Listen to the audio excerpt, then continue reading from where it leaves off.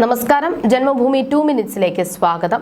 ഇന്നലെ അതായത് 2026 ജാനുവരി 20 ചൊവ്വാഴ്ച കേരള നിയമസഭയിൽ സംഭവിച്ചത് എന്താണ്? വല്ലതും പിടികിട്ടിയോ? ഉച്ചവരെ കേട്ടതല്ല, രാത്രിയായപ്പോൾ കേട്ടത്. സത്യം ചെരുപ്പിടാൻ തുടങ്ങും മുമ്പേ നുണ രാജ്യം ചുറ്റിക്കഴിഞ്ഞു വന്നിരിക്കും എന്ന അർത്ഥത്തിൽ ഒരു പറച്ചിലില്ലേ? അതുപോലെയായി കാര്യങ്ങൾ.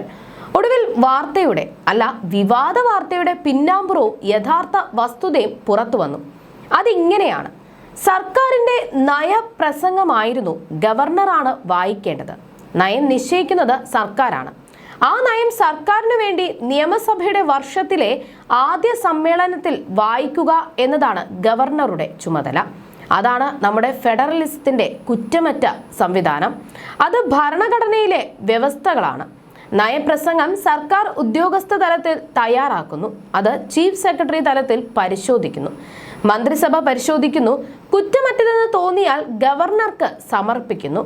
ഗവർണർ പരിശോധിച്ച് അംഗീകരിക്കുന്നു. നിയമസഭാ സമ്മേളനത്തിൽ വായിക്കുന്നു. അപ്പോൾ ഗവർണർക്ക് എന്തെങ്കിലും വിട്ടുപോയാൽ മുഖ്യമന്ത്രി ചേർക്കണം. മുഖ്യമന്ത്രിക്ക് തെറ്റിയാൽ ഗവർണർ തിരുത്തണം. എത്ര കുറ്റമറ്റതും ഭദ്രവുമായ സംവിധാനം അങ്ങനെ വേണം. കാരണം നിയമനിർമ്മാണ സഭകൾ അത്ര പവിത്രമാണ്. അല്ലാതെ ചിലർ കരുതും പോലെ ഭരണപക്ഷത്തിനും പ്രതിപക്ഷത്തിനും രാഷ്ട്രീയമായി പ്രസംഗം കൊണ്ട് ഏറ്റുമുട്ടാനുള്ള ഗുസ്തി ഗോതയൊന്നുമല്ല അത്. രാജ്യത്തോടുള്ള ജനങ്ങളോടുള്ള ജനാധിപത്യത്തിലെ കൂട്ടുത്തരവാദിത്വത്തിന്റെ വേദികളാണ്. പാർലമെന്റിൽ രാഷ്ട്രപതി സർക്കാരിന്റെ നയം വായിക്കും. രാജ്യസഭയും ലോക്സഭയും ഉള്ളതിനാൽ സംയുക്ത സമ്മേളനമാണ് നടത്തുക. സർക്കാരിന്റെ നേട്ടം, കാഴ്ചപ്പാട്, നടപ്പാക്കാൻ ഉദ്ദേശിക്കുന്ന പരിപാടികൾ ഒക്കെയാണ് വായിക്കുന്നത്. പാർലമെന്റിൽ ഹിന്ദിയിലും ഇംഗ്ലീഷിലും നയപ്രസംഗം വായിക്കും. ഒരു ഭാഷയിൽ ഉപരാഷ്ട്രപതിയാണ് പ്രസംഗം വായിക്കുക. കൗതുകം എന്താണെന്നോ, പറയുന്നത് അതത് ഭാഷയിൽ എന്റെ സർക്കാർ എന്നാണ്. നയം തയ്യാറാക്കിയത് മന്ത്രിസഭയാണ്. എന്നിട്ടും എന്റെ സർക്കാർ എന്ന് പറയുന്നില്ലേ? അതാണ് ഭരണഘടന തുടങ്ങുന്ന we the people of India, നാം ഭാരതീയർ എന്ന വാക്യത്തിന്റെ പൊരുൾ. ഇന്നലെ കേരള നിയമസഭയിൽ സംഭവിച്ചത് ഇതാണ്. ഗവർണർ രാജേന്ദ്ര വിശ്വനാഥ് ആർലേക്കർ വായിക്കാതെ വിട്ട പ്രസംഗത്തിലെ ചില ഭാഗങ്ങൾ ചേർത്തും ഗവർണർ കൂട്ടിച്ചേർത്ത ചിലത് ഒഴിവാക്കിയും മുഖ്യമന്ത്രി പിണറായി വിജയൻ സഭയിൽ വായിച്ചു എന്നതാണ്. വാസ്തവത്തിൽ എന്താണ് സംഭവിച്ചതെന്നോ, അത് വൈകിയാണ് പുറത്തു വന്നത്. നയപ്രസംഗം നടപടി പ്രകാരം ഗവർണറുടെ അടുത്തെത്തി. വായിച്ചപ്പോൾ അതിൽ അബദ്ധങ്ങൾ. സുപ്രീം കോടതിയുടെ നടപടിയെ തെറ്റായി പരാമർശിച്ചിരിക്കുന്നു. അത് തിരുത്തണമെന്ന് ഗവർണർ സർക്കാരിനോട് നിർദ്ദേശിച്ചു. ലോക്ഭവനിൽ ഫയലുകൾ തീർപ്പാക്കാതെ കെട്ടിക്കിടക്കുന്നുവെന്ന് പരാമർശിച്ചിരിക്കുന്നു. അതും വസ്തുതയല്ല, തിരുത്തണമെന്ന് നിർദ്ദേശിച്ചു. കേന്ദ്ര സർക്കാരിന്റെ നിലപാട് സാമ്പത്തിക ഫെഡറലിസം അട്ടിമറിക്കുന്നുവെന്ന പരാമർശം മാറ്റണമെന്നും പകരം നിലപാടുകൾ കേരളത്തെ കടുത്ത സാമ്പത്തിക ബുദ്ധിമുട്ടിലാക്കുന്നുവെന്ന് തിരുത്തണമെന്നും ഗവർണർ ആവശ്യപ്പെട്ടിരിക്കുന്നു. അതിന് തയ്യാറാണെന്നും സർക്കാർ പറഞ്ഞു. പക്ഷേ തിരുത്തി അയച്ച പ്രസംഗം മാറ്റങ്ങൾ വരുത്താതെയായിരുന്നു. അതിനാൽ പ്രസംഗിച്ചപ്പോൾ നിയമസഭയുടെ അന്തസ്സ് കാക്കാനും വിശ്വാസ്യത നിലനിർത്താനും ഭരണഘടനാപരമായ ദൗത്യം നിർവഹിക്കാനും ഗവർണർ തിരുത്തി വായിച്ചു. നിയമസഭ പാസാക്കിയ ബില്ലുകൾ യഥാസമയം പാസാക്കി കിട്ടാൻ സംസ്ഥാന സർക്കാർ സുപ്രീം കോടതിയെ സമീപിച്ചെന്നും കോടതി ആ ഹർജി ഭരണഘടനാ ബെഞ്ചിന് റഫർ ചെയ്തെന്നുമായിരുന്നു മന്ത്രിസഭ അംഗീകരിച്ച നയപ്രസംഗത്തിൽ. എന്നാൽ അങ്ങനെ ഒരു കോടതി നടപടി ഉണ്ടായിട്ടില്ല. ഗവർണർ അത് ചൂണ്ടിക്കാട്ടിയിട്ടും തിരുത്തിയില്ല. അതാണ് ഗവർണർ സ്വയം തിരുത്തി വായിച്ചത്. വാസ്തവം അതാണ് താനും. പക്ഷേ മുഖ്യമന്ത്രിക്ക് പിടിച്ചില്ല. അദ്ദേഹം തിരുത്തി. പക്ഷേ 2 പ്രശ്നങ്ങൾ ഉയർന്നിട്ടുണ്ട്. 2 3. ഒന്ന്, ഗവർണറുടെ പ്രസംഗം കഴിഞ്ഞ് ഒരു പ്രസംഗം പ്രോട്ടോകോൾ പ്രകാരം പാടില്ല. മുഖ്യമന്ത്രി അതാണ് ചെയ്തത്. സ്പീക്കർ അത് അനുവദിക്കാമായിരുന്നോ എന്നത് സഭാ ചട്ടപ്രകാരം ശരിയോ എന്ന ചോദ്യമുണ്ട്.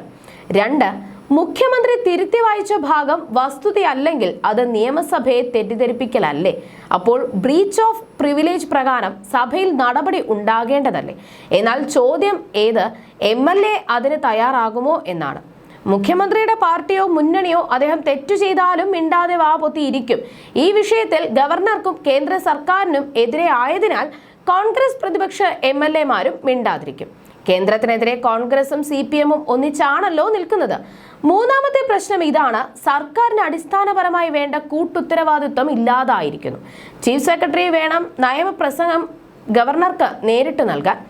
Chief secretary വിദേശയാത്രയിലാണ്. ഗവർണർ സർക്കാരിനെ അറിയിക്കാനുള്ള കാര്യങ്ങൾ അറിയിക്കുന്നു ചീഫ് സെക്രട്ടറിയുടെ ഓഫീസ് വഴിയാണ്. എല്ലാം ശരിയാക്കാമെന്ന് ഉറപ്പു പറഞ്ഞ ചീഫ് സെക്രട്ടറിയുടെ ഓഫീസ് പക്ഷേ നടപടികൾ ഉത്തരവാദിത്വത്തോടെ ചെയ്തില്ല. ഫെഡറലിസം തകരാറിൽ എന്ന് മുറവിളി കൂട്ടുന്നവർക്കാണ് കൂട്ടുത്തരവാദിത്തം ഇല്ലാതെ പോയി എന്ന് തെളിയിക്കുന്നത്. ഗവർണറാണ് ശരിയെന്ന് വ്യക്തമാക്കുന്നതാണ് വിശദീകരണങ്ങൾ. ഇനിയിപ്പോൾ വീഴ്ച പറ്റിയോ എന്ന ചർച്ച നടന്നേക്കാം. ഒടുവിൽ അത് ജാഗ്രത കുറവാണ്, വീഴ്ചയല്ല എന്ന് വിജ്ഞാപനവും വന്നേക്കാം. എന്നാൽ അറിഞ്ഞുകൊണ്ട് ജാഗ്രതയോടെ വീഴുന്ന വീഴ്ചകൾക്ക് എന്തു പേർ വിളിക്കും? എന്നാൽ ശ്രദ്ധിക്കേണ്ടത് മറ്റൊന്നാണ്. കേന്ദ്ര സർക്കാർ വിരുദ്ധ സമര ചാമ്പ്യന്മാരിൽ പ്രമുഖരായ തമിഴ്നാട്ടിലെ കാര്യങ്ങൾ കണ്ടില്ലേ? അവിടെ ഗവർണർക്ക് നയപ്രസംഗം നടത്താനേ പറ്റിയില്ല. എന്താണെന്നോ, നിയമസഭ ദേശീയഗാനം പാടാൻ തയ്യാറായില്ല. അവർ തമിഴ്നാടിന്റെ ഗാനം പാടി. ദേശീയഗാനത്തിന് ഗവർണർ കാത്തുനിന്നു, കേട്ടില്ല.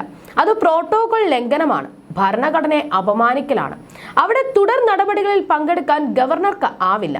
അദ്ദേഹം നയപ്രസംഗിക്കാതെ മടങ്ങി. ഹിന്ദി ഭാഷാ വിരോധം, ഹിന്ദുമത വിരോധം, കാവിനിറ വിരോധം, ഹൈന്ദവ ആരാധനാ വിരോധം ഒക്കെ രാഷ്ട്രീയ പേക്കൂത്തായി അങ്ങ് സഹിക്കാം. പക്ഷേ ഭരണഘടനാ ലംഘനമോ അത് പരമാവധിയല്ലേ? തമിഴ്നാടിന് വേറെ കൊടിയും വേറെ ഭരണഘടനയും അനുവദിക്കാനാവില്ലല്ലോ. രണ്ട് കൊടിയെയും രണ്ട് പ്രധാനമന്ത്രിയും ഒരു രാജ്യത്ത് വേണ്ടെന്ന് വാദിച്ച് സമരം നയിച്ച് വിജയിച്ചവർ അതിന് സമ്മതിക്കില്ലല്ലോ.